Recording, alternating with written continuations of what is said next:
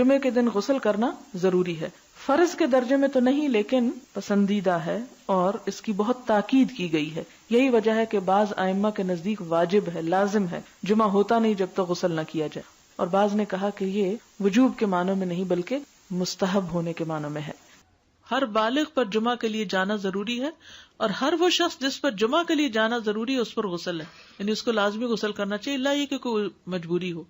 تو آپ اپنا اسکیجول اس طرح بنائیں نا کہ جیسے اگر آپ ہر روز نہاتے ہیں پھر تو کوئی مسئلہ نہیں، لیکن اگر آپ ایک دن چھوڑ کے ایک دن نہاتے ہیں تو آپ پھر اس طرح اسکیجول کریں کہ جیسے آپ منڈے کو نہائے، پھر وینسڈے کو نہائے، پھر جمعے کو نہائے، پھر آپ سیٹرڈے سنڈے اگر نہیں بھی نہاتے پھر منڈے.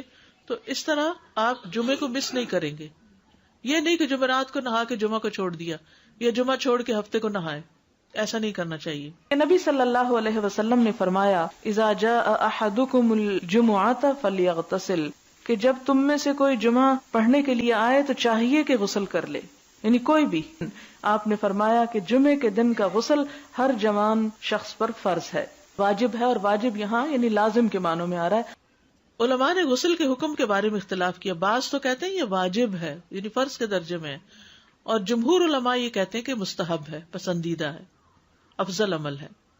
حدیث میں آتا ہے جس نے جمعے کے دن وضو کیا اس نے اچھا کیا، اور جس نے غسل کیا تو یہ افضل ہے. عمر بن خطاب اس اسنا میں کہ وہ کھڑے تھے جمعے کے دن خطبہ دیتے ہوئے، اذ جاء رجل من المہاجرین الاولین، جب آیا ان کے پاس ایک شخص مہاجرین میں سے جو سب سے پہلے مہاجر تھے، من اصحاب النبی صلی اللہ علیہ وسلم، حضور صلی اللہ علیہ وسلم کے ساتھیوں میں سے بھی تھے، اور کہا جاتا ہے کہ یہ حضرت عثمان تھے. فناداہ عمر، تو ان کو حضرت عمر نے خطبے کے حالت میں پکارا. ایت ساعۃ ھذہ، کون سی ہے گھڑی یہ کون سا وقت ہے؟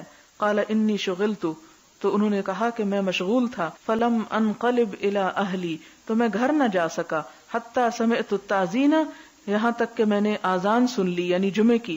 فلم ازد علی ان توضأت، تو میں نے نہ زیادہ کیا اس پر کہ میں وضو ہی کر لوں، یعنی میں صرف وضو کر کے آ گیا. فقال، تو فرمایا کس نے؟ حضرت عمر نے.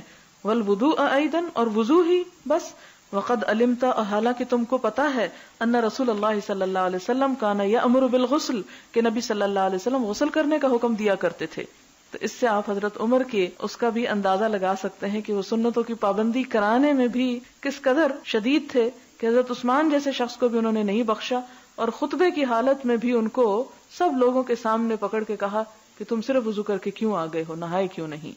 نہانا، خوشبو لگانا، مسواک کرنا، تینوں ہی لازم ہے. اور چونکہ یہ تینوں ایک جگہ پر آ گئی، اس سے یہ پتا چلتا ہے کہ یہ جو غسل ہے یہ اس طرح واجب نہیں آتا کہ جو فرض کے درجے میں ایک طرح سے آ جاتا ہے، بہت ضروری، یعنی بہت پسندیدہ ہے، بہت اس کی تاکید کی گئی. لیکن اگر کوئی کسی وجہ سے نہیں کر سکا تو وہ ایسا نہیں کہ جیسے کسی نے فرض نماز چھوڑ دی ہو.